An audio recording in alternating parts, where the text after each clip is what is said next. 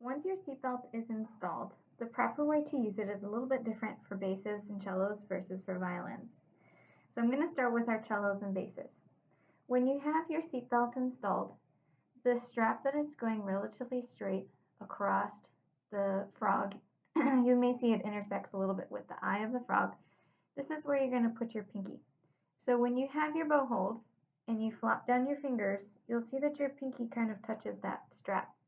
So I'm going to hold it in my right hand, and with my left hand I'm just going to lift up that strap and just place it gently over my fingertip.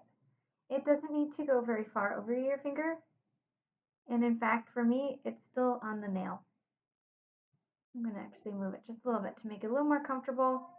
That's all that you need. Okay, this is going to help keep your hand in a nice straight position so your fingers don't tip too far to the sides, because as soon as you start tipping, your fingers are going to slip out of that seatbelt. So it's going to go right there on this straight strap. For violins and violas, the X on the top of your stick is where your pinky is going to go. So have your pinky on the X, X marks the spot, and then for this straight strap, you're actually going to put the ring finger in just the tiniest bit. So you should have this pinky on the X and ring finger is in the strap of the seatbelt.